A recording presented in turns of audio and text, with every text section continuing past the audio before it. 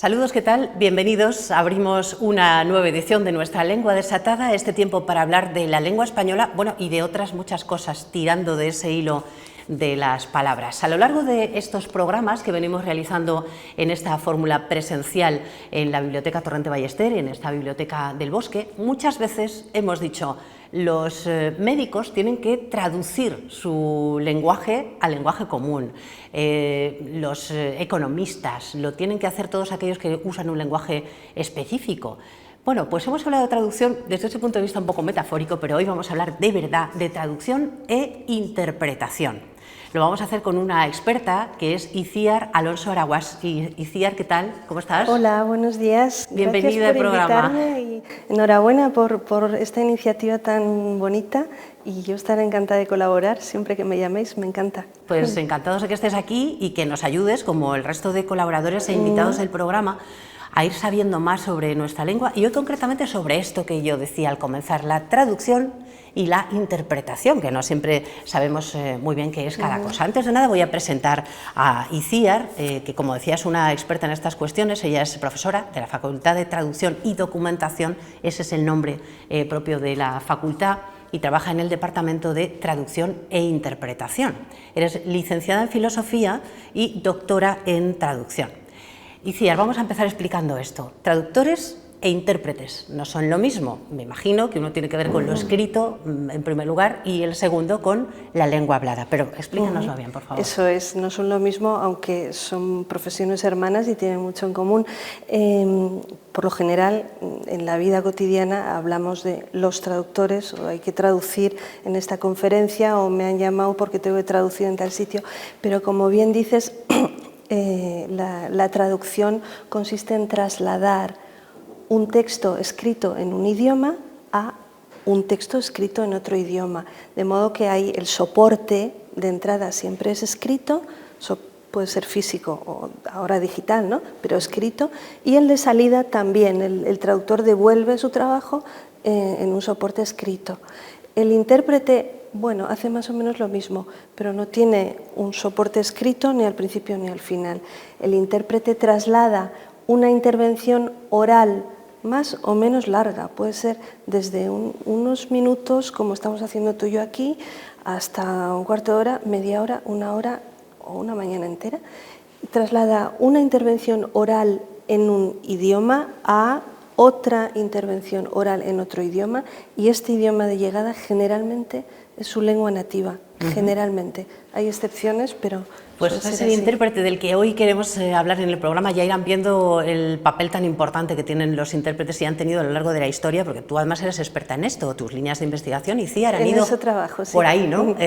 Porque supongo que desde los orígenes de lo que se conoce de la interpretación a hoy, pues han pasado muchísimas cosas, han cambiado mucho las cosas. Al principio, ¿cómo era la interpretación? ¿Cuándo se puede empezar a hablar de intérpretes propiamente dichos? Bueno, no tenemos registros históricos del auténtico comienzo de la interpretación. Como te puedes imaginar, la interpretación tuvo que comenzar necesariamente cada vez que entraron en contacto pueblos, culturas diferentes que tenían idiomas diferentes y existía la necesidad de comunicarse entre ellos.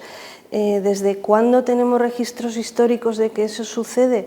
Pues desde hace ya varios miles de años, aproximadamente unos 2000 años antes de Cristo, con los egipcios. Hay inscripciones egipcias en las que aparece ya la figura de un intérprete. Eso no quiere decir que antes no se interpretara. Quiero decir que antes quizá no había la posibilidad de dejar un registro, una huella de ese oficio, sin duda milenario, sin duda milenario. Y cuando hablamos de intérpretes, decimos una interpretación simultánea o una interpretación, decís, consecutiva. Esto no es lo mismo, a veces cualquiera se da cuenta de cuando vemos una intervención de una persona que habla en otro idioma, sí, de que hay un intérprete al lado que va traduciendo inmediatamente, y otros que no, que esperan un poquito a que termine la frase. Esos a mí me maravillan, porque digo, aunque estén tomando notas, ¿cómo son capaces de trasladar una frase tan larga, no? Bueno, son técnicas diferentes. Las dos son interpretaciones, son técnicas diferentes y responde exactamente a lo que indica el nombre. La interpretación consecutiva es aquella en la que el intérprete interviene de manera consecutiva, es decir, una vez que su orador o su interlocutor ha terminado de hablar. Puede ser que luego retome, como estamos haciendo ahora. Entonces, el intérprete que trabaja en consecutiva interpreta después. En cambio, el intérprete que trabaja en simultánea interpreta al mismo tiempo, es decir, las dos voces en ambos idiomas van a la par. Claro, eso sería un guirigay si nos ponemos a hablar tú y yo aquí al mismo tiempo, incluso en español, ¿no? Es además de mala educación, claro. Interrumpir o hablar por encima del otro. Bueno, por eso se inventó, se ideó un sistema técnico en el que tenemos una cabina que llamamos cabina de interpretación simultánea, aunque nos suelen decir de traducción simultánea. De traducción no puede ser, porque traducción es escrito, es más escrito. Cabinas de interpretación simultánea que consisten en un equipo de sonido donde estamos además aislados del sonido de la sala o de nuestro interlocutor y dotados de unos auriculares con un micrófono por donde escuchamos en tiempo real simultáneamente lo que se está diciendo en la sala o nos están diciendo en el idioma extranjero y en el mismo tiempo trasladamos ese idioma generalmente, como digo, en nuestra lengua nativa. Lo del mismo tiempo es un poco relativo, porque no quiere decir que cuando tú me dices buenos días, yo vaya a decir en el otro idioma. Hombre, siempre hay o sea, hay ahí un margen, siempre hay un margen, ¿no? muy pequeño, de 1 o 2 segundos. Cuando el margen se alarga, podemos tener ya problemas técnicos. Cuando hacéis una interpretación consecutiva, ¿hay más improvisación, o más capacidad de interpretar lo que dice esa persona, que no sea tan literal como en el caso de la simultánea, o no? Porque hay más tiempo, ¿quieres decir? Me pregunto, no sé. Capacidad de improvisación, en todas las técnicas de interpretación es preciso contar con habilidades de ese estilo, porque realmente uno nunca sabe con lo que se puede encontrar, ni qué palabras van a surgir, aunque nos preparemos bien para esto, siempre hay palabras nuevas.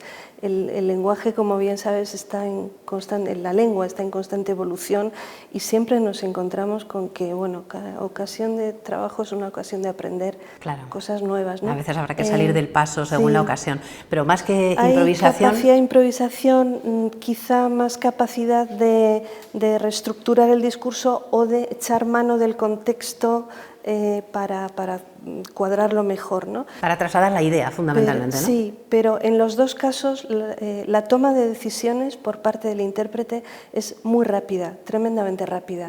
Sí, es un trabajo nos imaginamos con bastante estrés, sobre todo en circunstancias en las que hay mucha gente mirando y hay traducciones o interpretaciones simultáneas o interpretaciones consecutivas que después las está viendo medio mundo, ¿no? Después hablaremos de algunos errores muy sonados en este sentido, porque antes quería que nos explicaras qué es un traductor o intérprete jurado. Un traductor o intérprete jurado, porque ahora nuestra legislación lo separa, antes eran las dos cosas juntas, ahora es traductor jurado o intérprete jurado. Un traductor o intérprete jurado es aquel que trabaja con documentos que tienen que ser traducidos de un idioma a otro y que requieren tener una validez legal, es decir, el documento en el idioma de llegada tiene que tener idéntica validez oficial que el documento original. Si hablamos de interpretación jurada, idem. La intervención oral en la lengua X, en inglés, tiene que tener, o al revés, la interpretación hacia el español o hacia el idioma de llegada tendrá la misma validez. Para eso, en nuestro país es el Ministerio de Asuntos Exteriores el que se ocupa de habilitar a los traductores o intérpretes mediante un examen que consta de distintas pruebas. Si se supera, a uno se le nombra traductor o intérprete jurado, y simplemente la traducción y la interpretación se hace igual, o sea, no cambia gran cosa, pero uno añade un certificado oficial que dice, doy fe de que el texto... para ciertas cosas, ¿no? Sí, y lo ponemos en el texto de la traducción, o juramos, firmamos y ponemos un sello identificativo que nos da el Ministerio de Asuntos Exteriores. Eso con la interpretación igual. Igual, claro, y es fundamental, Itziar, en ámbitos como el judicial, como el médico, por ejemplo. Ahora que hay tanto movimiento de personas en el mundo, de unos lugares a otros, cuando hay un juicio y hay una persona que no habla el idioma del lugar, el idioma oficial del lugar en el que se está juzgando, ahí está el intérprete que, ojo, tiene que hacerlo muy bien para que lo que pase después y la decisión del juez sea la que debe ser, ¿no? Es una responsabilidad enorme. Efectivamente, pero te sorprenderá saber que en la práctica un traductor o un intérprete que interviene en un tribunal o en una audiencia en cualquier instancia, en cualquier nivel, primero, no necesariamente es un traductor e intérprete jurado, y segundo, la administración judicial no le exige a día de hoy ninguna cualificación. Y generalmente no se comprueba esta cualificación. Es una cosa muy importante, ¿no? Gravísima, porque ahí ya no solo se trata de mediar entre dos partes que quieren comunicarse, sino que las consecuencias de una falta de precisión o una pérdida de información o una tergiversación de los términos pueden ser brutales, ¿no? En este momento el Ministerio de Justicia y el Ministerio de Interior, porque ocurre igual con la policía y con las comisarías de la Guardia Civil, descargan esta misión en grandes empresas de servicios, que igual que facilitan traductores e intérpretes, facilitan, yo qué sé, vigilantes de seguridad, o personal de limpieza, o personal de acompañamiento, cuyo objetivo principal, como es normal y es lícito, es la rentabilidad. Claro, entonces, pero es cierto que el control es bueno que... de calidad ahora mismo no existe, y esto nos está poniendo en una posición tremendamente insegura, porque simplemente porque se vulneran una y otra vez los derechos procesales de acusados, claro, de las y de personas, víctimas. Sí. Pues sí. Es importante que menciones esto, porque es algo que desconocíamos. Sí, se claro, desconoce nos sorprende. mucho, sí, pero es la situación que desde hace muchos años. Una preparación muy grande y una certificación de esos conocimientos muy grande, que fueses un intérprete jurado en estos casos. Importante lo que nos estás diciendo. Es verdad, decía yo antes, que ha habido errores muy sonados. Hombre, esto parece que queda feo. Tenemos aquí a una intérprete, a una experta, y yo digo, bueno, ha habido errores muy sonados. Bueno, ¿qué ocurre con los intérpretes? Pues que es de esas profesiones que ocurre como con el mundo del protocolo. Todo está bien mientras no se nota, ¿no? O sea, hay un trabajo de protocolo enorme en cualquier reunión de carácter internacional o institucional. Cuando al señor o señora que está ocupándose del protocolo no se le ve y todo sale fenomenal, ningún problema. Cuando hay el más mínimo error, eso puede acarrear unas consecuencias diplomáticas incluso muy graves. Ocurre con los intérpretes, ¿no? Y a lo largo de la historia ha habido errores. Antes de que hubiera televisión y radio y medios de comunicación en los que están presentes tantas cosas, ¿había muchos errores? ¿Hay constancia? Bueno, antes, durante y después, como no puede ser menos, porque en esta profesión también somos humanos, igual que en las otras, y también nos confundimos, pero lo has definido muy bien, y tú que eres periodista, yo creo que eres bien consciente de ello. Cuando todo sale bien, los periodistas, como es normal, pues a lo mejor no tenéis por qué haceros eco. Cuando hay algún error es cuando salta la noticia a los titulares, ¿no? Y ocurrió hace poquito en Turquía con el error de protocolo por el que la presidenta de la Comisión Europea se vio desplazada a un sillón, fuera de foco, fuera de cámara. Que la desplazaron efectivamente como a un lugar secundario, simplemente porque no se había previsto una cosa tan importante, ¿no? Bueno, a lo largo de la historia es verdad que ha habido errores atribuidos legítimamente o no al traductor o al intérprete, y algunos de ellos han tenido consecuencias muy graves. Pero yo creo que es interesante precisar que hay distintos tipos de errores, no todos tienen las mismas consecuencias, a veces son inapreciables, y a veces se producen por una falta de cualificación o de atención del intérprete, pero otras no, simplemente no, el intérprete no tiene nada que ver en este asunto. Bueno, podría poner infinidad de ejemplos. El que en la profesión se considera el error histórico más grande por las repercusiones que tuvo, tuvo lugar al final de la Segunda Guerra Mundial, en el año 45, cuando los aliados se reúnen en la cumbre de Potsdam a finales de julio, envían un ultimátum al imperio japonés para que se rinda definitivamente y le amenazan con que si no, eso va a suponer la destrucción completa y final del país. 2 días antes de este ultimátum, el presidente Truman es informado de que Estados Unidos acaba de desarrollar la bomba atómica. Entonces envían este ultimátum y a los 2 días pero fue la prensa la que asedió al primer ministro japonés y le preguntó, ¿qué van a responder al ultimátum? ¿Cuál va a ser la posición de Japón? Y el primer ministro japonés respondió con una palabra, mokusatsu, en japonés, no sé si lo pronuncio bien, mokusatsu.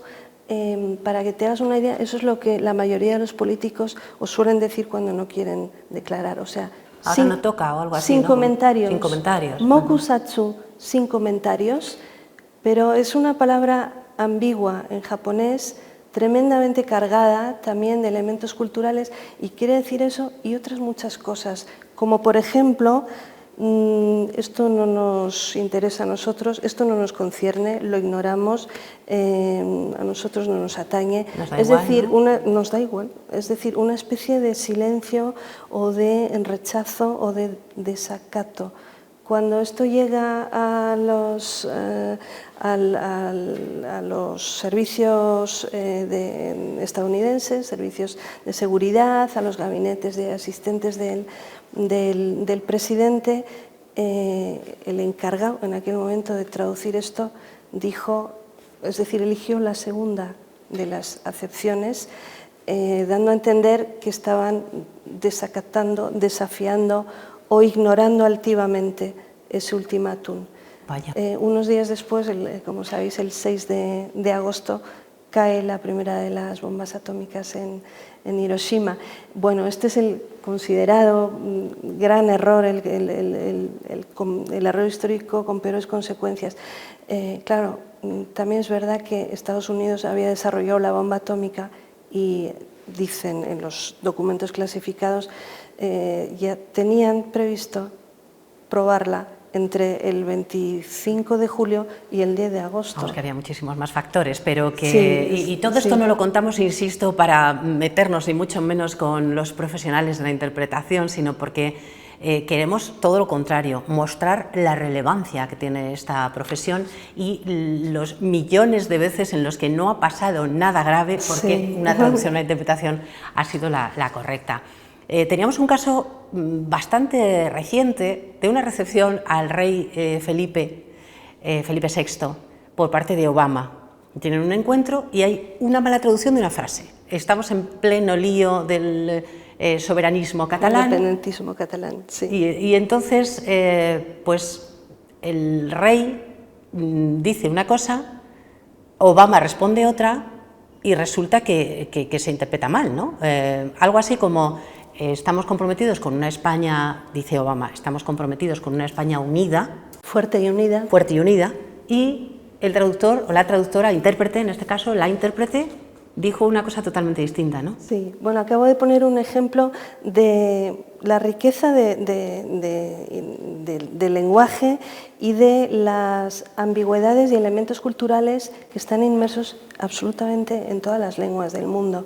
Ese es uno de los grandes escollos, ¿no?, a la hora de traducir o interpretar, que los profesionales debemos considerar con cuidado. En el caso que mencionas, yo quiero llamar la atención sobre otro elemento muy importante, y es conocer no solo los idiomas, dominar los idiomas, sobre todo el idioma materno, porque al final es en el que trabajamos, pero también la importancia de conocer los temas sobre los que uno trabaja y el contexto cultural, social y político de, en este caso, uno de los países de los interlocutores. La intérprete debe saber que hay un tema hay un tema candente. Esa, como sabes, ese tipo de encuentros bilaterales, y más si se trata de Estados Unidos, se preparan con muchísima antelación, y los servicios de protocolo, bueno, trabajan durante semanas y meses para precisar al detalle lo que se dice, lo que no se dice y cómo se dice.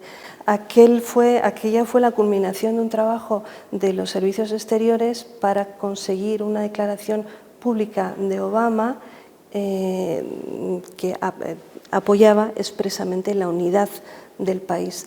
Quizá la intérprete no estaba al tanto, no lo sé, o simplemente en el fragor de la batalla, porque a veces hay contratiempos y uno no es perfecto. Claro, hay que entender la situación, ¿no? Sí, entonces quizá ella no percibió que lo importante en esa frase era mantener la precisión de España fuerte y unida. Y ella dijo una cosa que en otra circunstancia habría pasado absolutamente desapercibida. Claro, ella dijo algo como...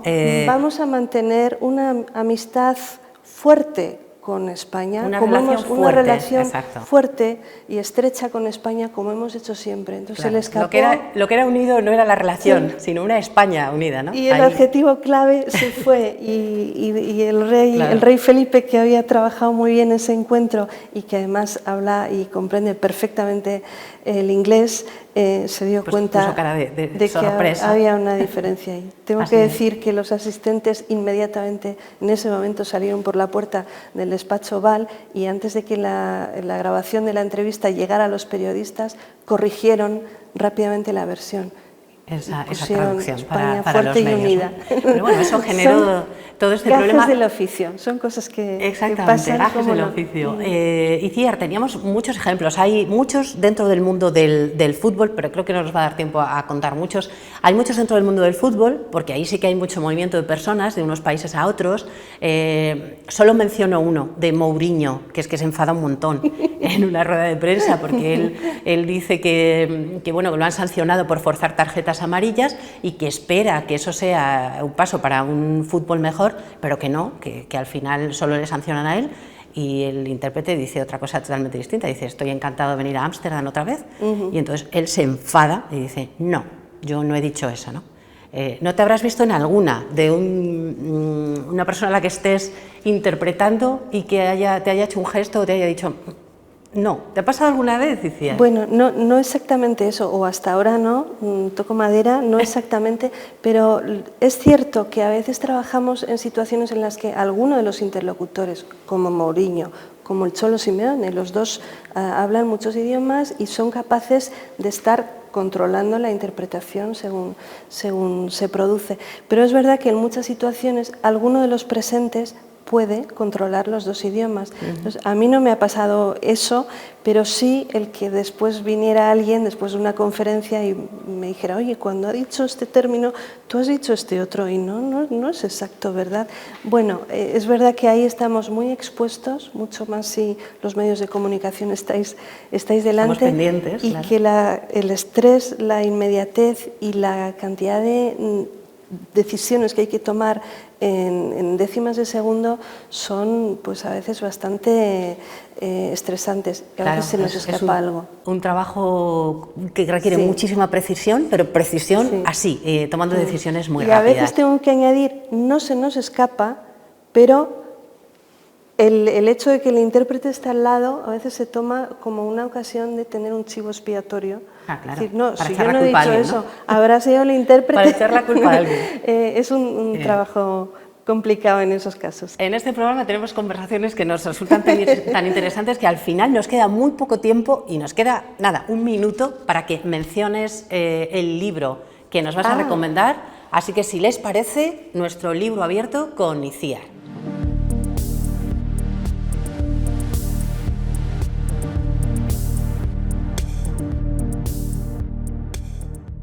Itziar, ¿tienes pensado el libro? Sí, Dinos cuál es.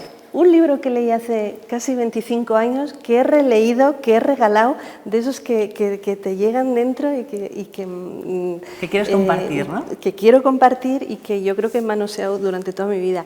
El libro el autor dice que no es una novela y que no es un cuento. Es una novela corta, es una historia absolutamente apasionante. Se llama Seda. Alessandro Barico, un gran maestro de la prosa italiana, es su autor, y lo que traigo aquí es una edición ilustrada por Rebecca Doig-Tremer, y lo traigo porque la versión en español es sencillamente excelente. Está traducida por dos colegas, Carlos Gumpert y Javier González Rovira. Es un viaje en busca de algo material, en este caso huevos de gusano de seda que se necesitan en un pueblo francés del siglo XIX, porque es el sustento del que vive. Hay una plaga en Europa que se lleva por delante todos estos huevos de gusanos y el comerciante tiene que ir a buscarlos a Japón. Es un viaje absolutamente apasionante, no solo por multitud de culturas, de países, sino también un viaje a través de las relaciones sociales, a través de las relaciones eróticas, amorosas, de amistad, y un viaje al interior de uno mismo apasionante. Lo recomiendo, Seda, Alessandro Barico, leedlo que os va a encantar. Lleno de hilos de los que tirar, como me gusta a mí siempre decir. Muchos hilos. Mira, Itziar, tengo aquí mi caja de palabras preparada, nuestra caja de palabras, donde, como ya te he contado, vamos guardando las que nos van dejando los invitados del programa. Aquí la tengo abierta para ti, para que me digas muy rápidamente tu palabra para la caja de palabras, para salvarla. Cuéntame. Pues lo de salvarla es literal, porque te voy a proponer una palabra que está en desuso y que estamos tratando de rescatar, al menos simbólicamente. La palabra es alfaqueque. Alfaqueque. Alfaqueque. No la conozco, suena árabe, claro. Es árabe, ¿no? Viene del árabe alfaqaj y es uno de los antecedentes en nuestro oficio de interpretar. El alfaqueque era el rescatador de cautivos que cruzaba de una línea a otra para rescatar cautivos en la Edad Media, en la época en la que en España convivían tres culturas, los musulmanes, tres culturas, tres religiones y tres lenguas, ¿no? Los árabes, los hebreos y los españoles, cristianos, musulmanes y era como judíos. una especie de primer intérprete, podemos decir. Necesariamente tenía que conocer las dos lenguas en contacto y además gozaba de la absoluta confianza por ambas partes, y esas ambas partes muchas veces eran enemigos. Ese es un antecedente muy antiguo. Una especie de pacificador, también podemos decir. El alfaqueque, me encanta la palabra. Aquí queda rescatada las palabras salvadas de la lengua desatada. Itziar Alonso, muchísimas gracias por haber venido al programa. A vosotros. Nos quedamos con ganas de más, así que otro día hablaremos más de traducción e interpretación. Muchas gracias. Muchísimas gracias por invitarme. Y nosotros cerramos aquí esta edición. Les esperamos el próximo viernes y también en las redes sociales. Les dejamos un correo electrónico por si quieren hacernos cualquier sugerencia. Gracias por seguirnos. Adiós.